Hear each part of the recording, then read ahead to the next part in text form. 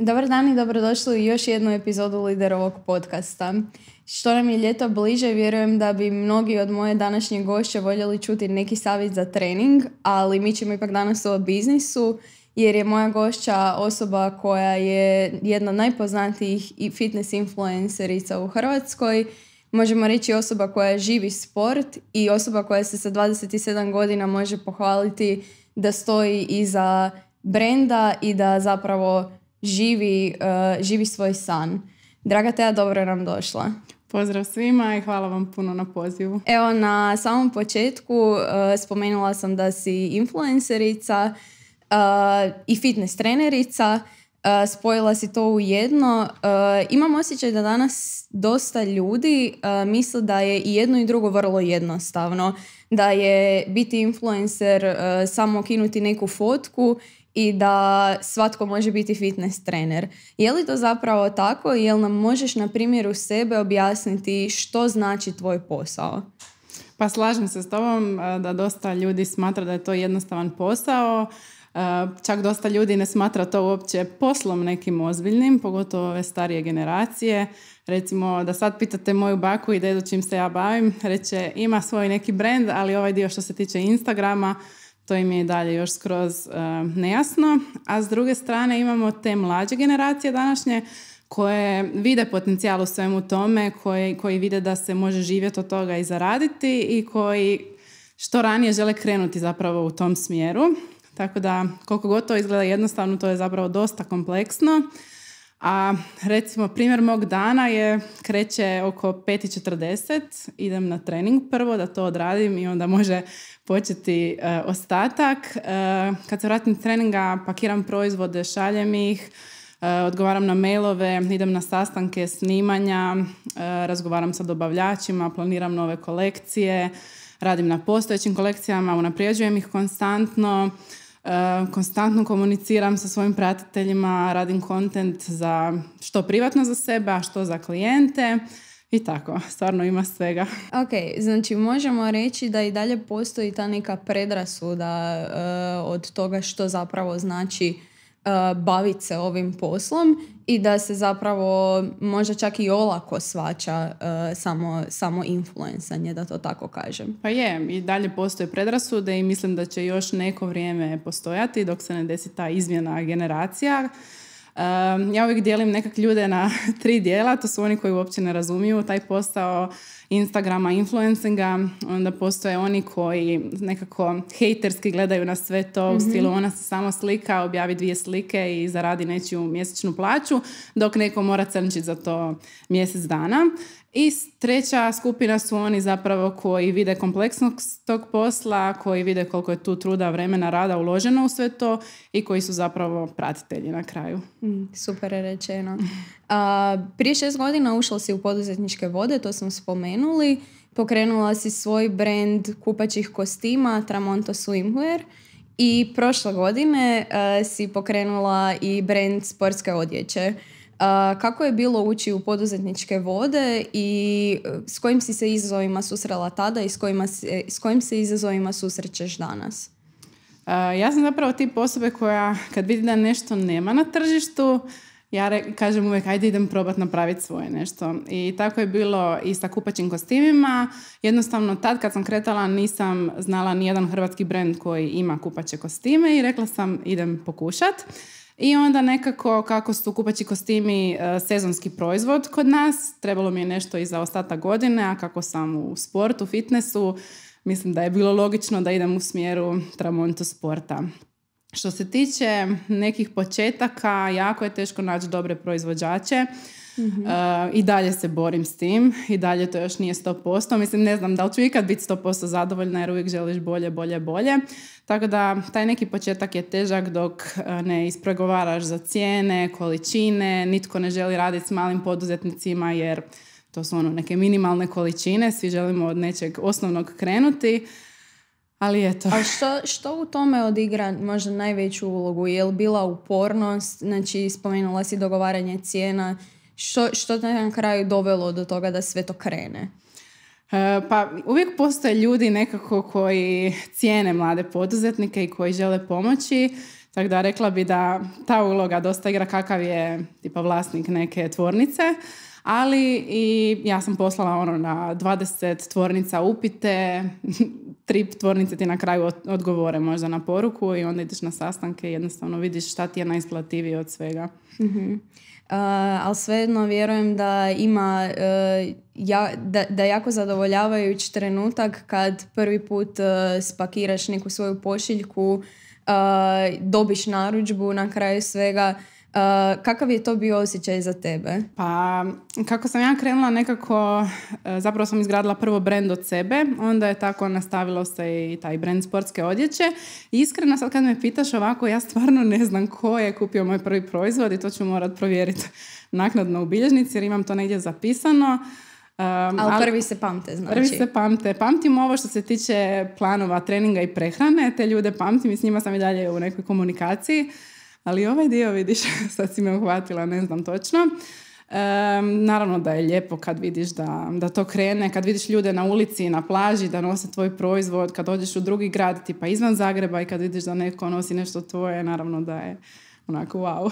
Jel to trenutak kad zapravo shvatiš to je to, moj posao je krenuo, nije lako ući na tržište na kojem već postoje proizvodi, zapravo u kojem trenutku si shvatila da ti je posao krenuo? Pa nije lako, pogotovo danas jer svaka druga osoba pokreće svoj brand i stvarno sve što zamislite već imate na tržištu, ali da, definitivno kad vidiš da se to širi, kad uđem sa nekim random ljudima u neku komunikaciju, kad vidim da znaju ne samo da imam brand, nego znaju kako se zove brand, to mi je onako već ovo ide stvarno u nekom dobrom smjeru. Jel prvo prepoznaju tebe ili tvoj brand? Kako ko? Ima ljudi koji jednostavno ne prate te influencere, pa su čuli samo za brand, ali većinom ide naravno preko mog imena, jer ipak se to prvo izgradilo, onda brand.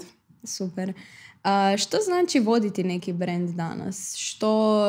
Što sve radiš? Spomenula si prije i pakiranje i spominješ proizvođače. Što sve to uključuje?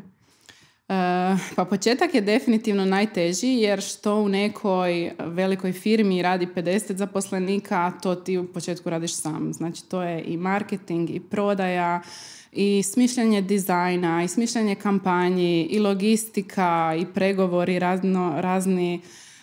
I čak sam, do nedavno sam osim svog profila vodila i društvene mreže svojih brendova. Sad sam to malo delegirala i već sam se lagano preporodila.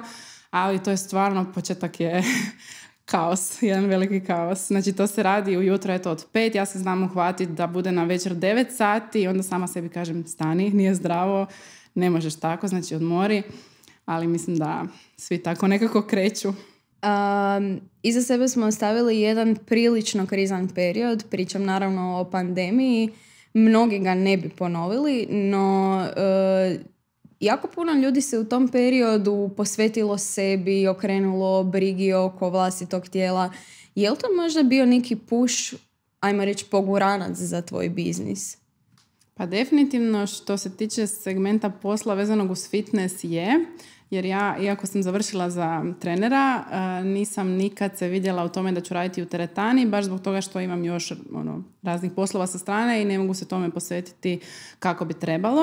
I onda je zapravo moja neka fitness priča izgledala tako da sam ja trenirala, objavljivala to na Instagramu, kako treniram, što jedem i imala sam neke programe treninga koje sam prodavala u obliku PDF-a i to je bilo to.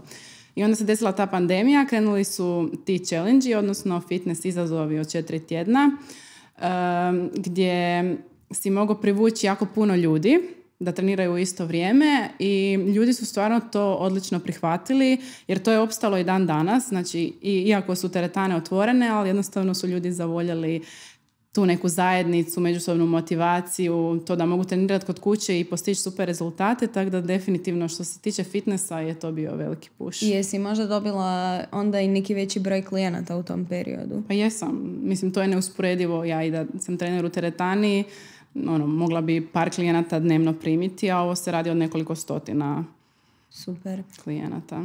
Spomenula sam već na početku zapravo taj dio influencinga, dotakli smo se toga koliko ljudi možda i prejednostavno sve to shvaćaju. Definitivno možemo reći da danas živimo u nekoj eri influencera. ali teško se u svemu tome zapravo onda i nametnuti. Po čemu se ti ističeš? Kako si se zapravo nametnula u tom poslu? Jel možda ključno to što ti imaš svoju nišu pa si onda usmjerena na nešto specifično za razliku od onih koji, ajmo reći, svaštare? Pa slažem se time da danas stvarno sve više ljudi pokušava krenuti u to i tržište je stvarno prezasićeno više svim tim, recimo pogotovo fitnessom, jer svaka druga osoba kad vidi u kojem smjeru to ide želi to postati, ali sam jako puno primijetila u odnosu na to prije, kad sam ja krenula, danas jako puno ljudi krene i odustanu. Odustanu ako u 6 mjeseci ne vide da mogu dati otkaz na sadašnjem poslu i živjeti od toga. Dok to prije nije bilo tako. Ja sam nekoliko godina radila dok sam krenula tek zarađivati. Znači danas bi ljudi jako brzo htjeli neki uspjeh. Koliko je zapravo realno čekati da se dogodi taj uspjeh? Stvarno nema pravila danas. Jer ja sam prije, sjećam se, morala imati 10.000 pratitelja da je mene htio uzeti jedan brend da im budem ambasador. A kamoli tek da me plate. Ja sam prvo plaćenu suradnju imala sa tipa 20.000 možda pratitelja, dok danas mikroinfluenceri puno bolje čak rade od nekih većih. Što se tiče nekog kako se istaknuti, ja smatram da treba biti ono što jesi, jer sve fake će kad tad se prepozna da je fake i rezultirat će nekim neuspjehom. Ja smatram da sam ja dosta pristupačna, jednostavna i trudim se što više realno prikazati ljudima, znači da ne moraju biti rob prehrane, da dobro izgledaju, da ja imam dana kad sam i napuhana, imam i celulit i znači pokušam da se ljudi jednostavno poistovjete s tim svim i mislim da to prolazi. Samo budem se kratko još vratila na onaj dio kad si spomenula ambasadore. Zanima me u kojem smislu se posao promijeni, kakve obaveze sve nosi to kad dobiš zapravo prvog ambasadora, to jest kad postaneš nekom ambasador, što se u tom smislu zapravo mijenja? Pa mijenja se, zapravo sve ovisi do toga kakve uvjete ima brand. Znači, moje prve suradnje za kojima čak i žalim su te da sam ja potpisala neke ugovore od godinu dana, te kad sam ušla zato što sam svom silom htjela biti ambasador tog brenda, iako to nije prebajno, jer me to ograničavalo u dosta drugih nekih poslovnih suradnji koje uopće nisu bile vezane uz taj segment, ali jednostavno mi nije bilo dozvoljeno. A kad si ambasador, imaš određen broj, ne znam, objava koje moraš objaviti taj mjesec, storije, moraš konstantno koristiti te proizvode, pričati o tome. Znači ovako možda izvući jednostavno, ali nije uvijek dan da ti je dobar za sliku. Trebaš konstantno komunicirati s ljudima što zna biti dosta teško i zahtjevno. Jer ljudi nekad si uzimaju i previše maha i stvarno misle da ste vi sad prijatelji, da ti se mogu javiti u bilo koje doba dana i ti moraš odgovoriti jer inače tu nastupa neki hejt. Tako da, onako, dosta je to sve iscrpljujuće. Zapravo puno kompleksnije nego djeluje. Je, da. Evo za kraj imam još jedno pitanje. Jako puno ljudi se osjeća kao da bi možda i trebalo danas pokrenuti nešto svoje. Puno ljudi to zapravo i stvarno želi. Zanima me kako je biti sam svoj gazda. Je li to gušt, je li pritisak ili je oboje i što bi zapravo savjetovala svima onima koji su na nekom svom početku? Pa ja smatram da je to definitivno i nešto najljepše i najstresnije u isto vrijeme, jer stvarno kad si sam svoj gazda, koliko radiš, toliko ti se vrati, sam si određuješ neko radno vrijeme, možeš si odlučiti danas ću malo duže spavati pa ću raditi do kasno na večer ili obrnuto, možeš raditi gdje god se nalaziš, a neke mane su to da je stvarno stresno, a ti svi problemi oko proizvodnje, izrade proizvoda, meni se 100 puta zna desiti da ja imam u planu da kolekcija ide sutra van, da oni meni nešto zeznu i sve moraju baciti u smeće, sve kasni. Uglavnom dosta je stresno, ali na kraju onda kad su ljudi zadovoljni tvojim nekim proizvodom, onda vidiš da ima smisla sve to što radiš. A što bi savjetovala je da vjeruju u sebe, da vjeruju u taj proizvod koji izbacuju, da iako su možda svi protiv njih, da ne odustaju, jer ja recimo isto nisam imala potporu sa strane obitelji. Ok, mama je uvijek nekako bila tu, ali isto je bila skeptična u početku šta će biti od tog Instagrama, tog slikanja, pa nemoj se slikati u Badiću, pa nemoj ovo, pa nemoj ono, onda je vidjela u kojem smjeru to ide i eto, danas imam podršku. Zapravo bi sa ovim dijelom o vjeri u sebe mogli završiti ovu priču o uspjehu. Hvala ti te što si bila dio našeg podcasta. Vas gledatelje pozivam da nas pratite svakog ponedjeljka kao i do sad, a u međuvremenu pratite nas i na društvenim mrežama. Ćao!